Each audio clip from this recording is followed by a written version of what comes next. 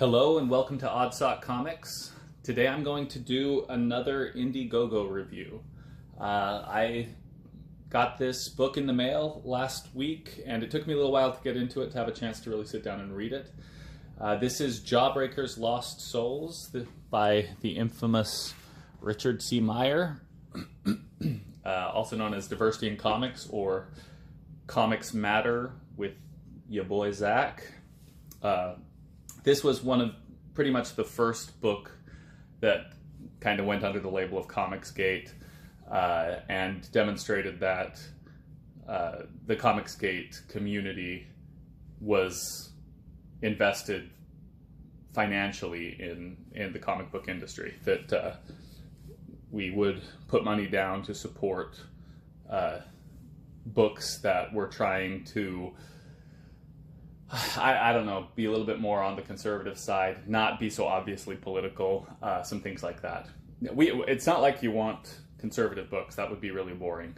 Just there are some values that conservatives have that are completely lost in a lot of the books made by Marvel right now, largely because, you know, Marvel is mostly dominated by artists. Artists tend to be very progressive and liberal, and that's okay. But they just need to keep that in mind as they're developing stories and stuff. They may need to pull in some other attitudes and personalities to make sure that they're not only telling stories that relate to other liberals. So that's, in my mind, that's kind of what ComicsGate is. It addresses that.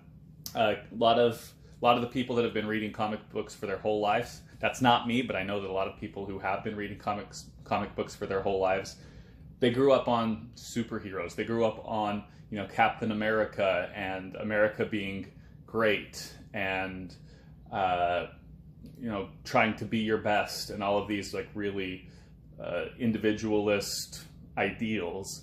And so a lot of them really are. They're older now, you know, 35 to 50. I mean, going all the way up to 80. There are still comic book collectors. But you've got a lot of comic book collectors in this kind of the very oldest millennials to all the way through Gen X and into even baby boomers that are basically conservatives but love comic books. And the current batch of creators just didn't seem to get that. So that's kind of what I see ComicsGate as being. You can call it whatever you want. It's definitely not a hate group. It's generally conservative consumers who want some of the old-timey, not necessarily nostalgic, as was ridiculed by a Harley Quinn book that I commented on a few weeks ago. But it's not nostalgic. There's pieces of the story that are not being told that need to be told, and they're being skipped over just because there's nobody there to tell them. So some of these Indiegogo books attempt to reconnect with that a little bit, and I think that Jawbreakers did a good job with that. And so I'm going to actually talk about some of the content, some of the storytelling, and I'll comment on the art, of course, and then there's a little bit of criticism as well. It's not a perfect book. It's not even close. It's a mediocre book.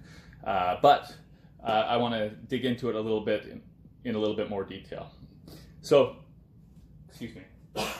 So first of all, we've got the Ethan Van Sciver cover that is just fantastic. Ethan Van Sciver is top-tier artist, very excellent. It's actually not my style. I don't particularly like it. I don't know if it's kind of harsh lines, a little heavy. It doesn't feel as free-flowing as some other artists that I like more. I've picked up a few of his books here and there, and I'll talk about that in other videos. But his art style isn't really mine, but he is fantastic at the detail. He's fantastic at getting perspective just right. He's really good at anatomy, a lot of really good things. Obviously a technically skilled artist. So that's the cover. Inside the book, the art is done by John Malin. And I think, well, for the first book. And I think this art is fantastic.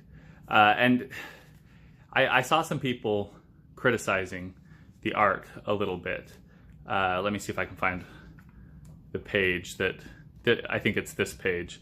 So there was some criticism of this panel right here. And the criticism was that the guy's thumb, the fingers are really bony and bizarro. That's kind of the point. I mean, this is a skinny guy, obviously super skinny. I mean, look at those arms. He's meant to be like, you know, barely getting enough food. Now, there's some humor built into this that's fantastic. But, you know, he's in a loincloth. He's, you know, supposed to be completely toned, no fat on the body. And so that includes his hands. He's worked his whole life. Hands are kind of beat up. Yeah, he's skinny and toned.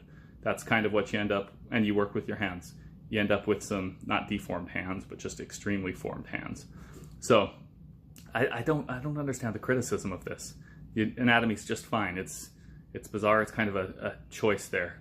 But anyway, the art is good internally. Now there's the Shashi that everyone liked. Not my type. Not my type of art either. Like, this is just it's a little stiff. Same, and that's just John Malin's style, who did the interior art. Not my style of art, but that's okay. Don't read a lot of his books. But I think that the criticisms of the art are absolutely ridiculous. And to demonstrate that, here's a Marvel book with the interior art by John Malin. And I got this book signed by John. I met him at a comic convention a while back, and was not all that friendly. So it's not like I love these people or anything, and I'm not defending them. But this is John Malin's art style inside a Marvel book. I mean, it looks very similar to the style that's inside Jawbreakers. So to criticize the art style is to say Marvel is hiring, you know, inferior artists because they hired John Malin. So it's obviously not true. It's not an inferior art style. It's not bad art by any means. It's the art inside Jawbreakers Lost Souls is great. It is. It's not my style, but it's great. So on to the story a little bit. So the story basically follows these mercenaries with superpowers going after this giant ape, you know, whatever. It's just a basic adventure story. There's a little bit of twists and turns, but nothing too wild. It's basically a linear story, not too complex. I think that it fails in a couple of places. Number one is it ends with kind of a Deus Ex Machina. The big savior comes in, blows everybody away, and they ride off into the sunset. That wasn't exactly effective. That's kind of wimpy storytelling, and not really worth the not the way that I expect a book to read. And so that was disappointing. The other part of the story that doesn't quite live up to what I would hope, and it's not that it doesn't, it's not that it's bad, it's that it's not using the medium of the graphic novel to tell the story. And so what happens in a few cases is you have these scene flashes where it's just one panel that's flashing to a different scene, and it's just not done to demonstrate the way that time passes very well. So it's just blocks, and all of a sudden you've got a scene change over. I don't know that that's exactly one, but you have this happen a couple times. This is one. So that's a scene, and then this is a completely different scene. And there's no transition. You know, these three are all, well, actually they're all kind of different scenes, I guess. But, you know, scene from above, zoom in on what's going on there. There's a tank battle, and there's some other battle going on. And it doesn't quite flow the way that you would hope for it to flow. There's a little bit of a lack of storytelling between the panels. That happens a couple of different times in the story. And then there's some cheesiness. The writer, Richard C. Meyer, fine writer of action adventure, not so great at the romance. But that's not what it is. Those are kind of cheesy lines that are put in there. It addresses romance, you know, kind of that a lot of Marvel has avoided. This has a little bit of romance in it, even if it is super cheesy and not well written. That was one of the things that they felt like was being left out of the Marvel comics that has always been a part of storytelling. So the story's mediocre. The art is very good. It's not my style, but it is very good. it's creative, it's detailed. You can tell that this was a labor of love. They put a lot of effort into telling the story, a lot of effort into the art, and because of that, you can get the feel for it. It's positive all the way through. This wasn't something that they were just trying to get the page rate out because they needed that paycheck to come in. They were actually taking their time, making sure that the story was told, and that's pretty good. That's the most that you can hope for from a comic book. Now, the other thing that I really, really liked about this was the play between the characters. So one of the things that you can't really touch in modern society is let's call it race stereotypes. And there's a reason that you obviously don't want to make racial stereotypes, but this book does a good job, and Richard C. Meyer, who wrote it, does a good job of playing on it without being offensive, of acknowledging that it's there without engaging in the stereotypes. So just for an example, this is on one of the early pages. You know how to swim, Cuffs? So Cuffs is the black guy on the team. He says, how come you ain't asking the others that? Which is, stereotype, black people don't know how to swim, or not many of them do. And so why is he asking Cuffs that? But they play off of it. And that's a level of kind of banter that friends do back and forth. You play off of stereotypes. You play off of things that have shared experiences and shared kind of commonalities. And that's one that it's banter and it's fun, and you can tell that they're friendly with each other. And we need friends across races that are able to play in that way. And black people are black people, not that they're different by any means, but we are supposed to acknowledge that race exists in modern society, but we're not able to play with it or talk about it. We just have to, step back. It's such a complicated situation. There's a soft way to approach it, and I think that this book does it really well. The other time that it does it really well is it plays off of the trope. So one of the complaints with that scene that I started with this old black mystic. So this is absolutely a trope. The old black mystic comes and grants superpowers to the white man. That's kind of very tropey, very, quasi-racist. But this plays on it, and it finds humor in that trope. So it's there, but let me see. It says, how long will your spell last, old man? Not much longer, I need to rest. Anyone got a cigarette? I left mine in the pocket of my work clothes. So he works, he's like, yeah, I work in telecom. So the black, mystic or whatever, the tropey mystic, is just playing the part. He's got a real job, not a big deal. He's not some guy that lives out in the woods. He's a normal dude that just happens to be playing the part of the mystic because that's what these stories tell. So it finds humor in that trope. That's kind of a racist trope. It's an old trope that's been around for a long time, but this book addresses it in a funny way.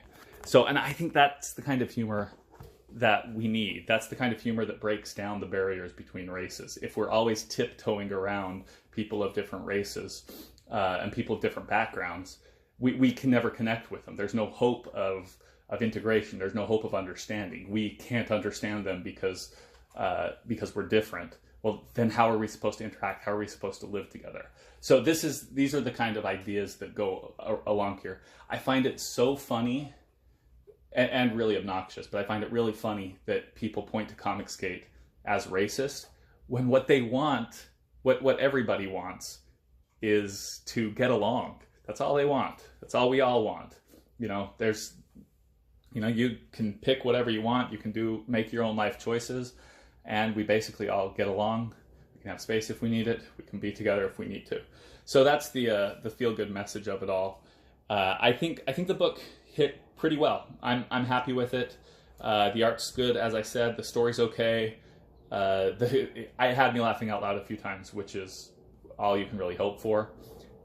There are actually 3 books. I only showed the John Malin book. There are 2 others that are older books back up here, and the art style changes between them. They have different artists. And so there's book 1 and book 2. And both of these have, they continue with that kind of play that's really fun between the characters. There's some deeper concepts that they build on. There's a lot more detail in the first 2 books that are in the back there that explains what their powers are and why they are where they are. And definitely a good, important read to get those back 2 books to understand what's going on in the first book. So I was happy that those were included. They weren't quite, I mean, that's not what I bought. I bought Jawbreakers Lost Souls. Those were bonus content based on how well the book did. So all in all, very happy with it. When you count all 3 books, definitely worth the price that I paid on Indiegogo. I think that I'm happy with the effort that was put in by the writer and by the artists. And I think this is a good show for ComicsGate. Anybody who's criticizing the art is out of their mind. Obviously, the cover's amazing, and the interior art, like I said, there's no way to say that it's not Marvel quality. So because the artist was a Marvel artist.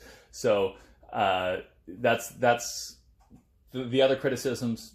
Richard C. Meyer may not be a primetime story writer. I think he's got good concepts. Doesn't do the romance very well. Probably he'd need to write about 50 more books before he started to and work through those and kind of understand the criticism that comes up before he develops into a really good writer. But he's on the right path, and he's got some good concepts. So he's somebody that I'd read him. I probably wouldn't go out and hunt for his books like I might with a Chuck Dixon, who is a great storyteller. My son's over here nodding. He's been looking for Chuck Dixon books since he started reading some of the old Robin books. And some of these other storytellers. Tom King, while you may not like the way that he develops the stories, as far as digging into characters and their actual personalities, Tom King is an excellent writer. I'm trying to think of who else I know out there. I don't know a whole lot of writers. I actually kind of like Gail Simone's style. She does a lot of humor that doesn't really hit on me, but as far as telling a complete story, I think she does a really good job. I've read quite a bit of work that she did, mostly because I got some old Batgirl, New 52 that I think she did, and a whole bunch of things from just that I came across while collecting the Art Germ books and things like that. So I've actually read quite a bit of Gail Simone. I'm trying to think of what else. Anyway, nothing else comes to my mind as we obviously know Donny Cates does really creative stories. These are top tier guys. There are a whole lot of writers that are writing books for Marvel that are in the same boat. They may not be quite as good storytellers. They may be doing it because they volunteer to do it. They may be able to put out a lot of pages. Who knows what they do? But Richard C. Meyer is kind of on that tier. He's definitely not a top tier writer. But the book is fun. And a fun book is really all we were asking for with this one. Fun book, good art. That's all I got to say about it. I don't think you can get a hold of this book anywhere else.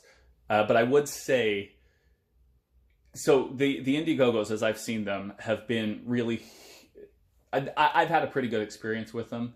But I think that as they come by, they're pretty reflective of the experience of the people who created them. So if you've got somebody who hasn't ever been on real books, I got a feeling that the storytelling is not going to be very great. And that's just kind of what you have to expect. But a lot of times, when you've got professional creators, I think Ethan Van Sciver's Cyberfrog is going to be awesome because Ethan Van Sciver has been doing these books since he was a teenager. He's very, very good at it. He's been involved with telling the stories both on the art side, and I think he helped develop stories with Jeff Johns, who's a great writer. So I think that the books are going to be reflective of their creators. I don't think that you're going to see any stars pop up in the Indiegogos that haven't ever created before but are amazing stars. I just don't think that that's the way that these things work. I could be wrong, and maybe I'll be surprised. I've got a lot of books on order. I think they're going to start fulfilling over the next several several months. I think that they'll be rolling in every few weeks. But I do have a lot coming, and I plan on doing breakdowns of each and every one of them, because understanding what's going on with the really true indie side of things, the books that are having trouble being published in other places, not because they're not because they're not worth publishing or worth telling, but because the creators have been kind of blacklisted or pushed out. Those are the books that I'm ordering on the indie side, and I plan on putting some updates on them so that people can know what's going on with them. So now I know that this has been long, and I know that ComicsGate is controversial. I identify with it. I feel like I understand what's going on with it more than most. It's one of the things that drew me into comic books in the first place a couple years ago. So I'm more than happy to talk about it in more detail. I know that there are some people who probably found my channel that have never identified with ComicsGate, may be opposed to it. I would be more than happy to talk about that in more detail and try to explain what's going on, try to address concerns or questions. I think it's important that we're able to talk across these disagreements. You don't have to like all of the creators in ComicsGate. I definitely don't. I don't like all of the attitudes of them. A lot of them are very flashy on the internet, including Ethan Van Sciver. I can't stand the guy's personality, but he's very talented. So those are the kinds of things, you know, I feel like I understand what's going on there, but I can also criticize it openly. I feel like it needs support. It deserves support, especially for the ones that are putting in the effort to create something good. And so I purchased the books that were interesting to me, and I try to support those creators as much as possible. But that's all I've got for Jawbreakers Lost Souls. Long review, but I'm always open for conversation. I'm always open for criticism. If there's something that you think I'm missing, or something that bothers you about what I said, let me know. Let me know. I'm not going to be changing any of my major underlying philosophies here, but there may be something that I can incorporate that I hadn't thought of before. So I appreciate any honest criticism if you're trying to help me to better understand. All right, so if you like this, like and subscribe. Let me know if this is something that's interesting. I'm going to do it anyway, but I understand if these aren't your thing, I'm going to label them Indiegogo or ComicsGate or something like that, and you can just skip these ones. But I think they need to be done. So thanks for watching. Like, subscribe, and have a good week.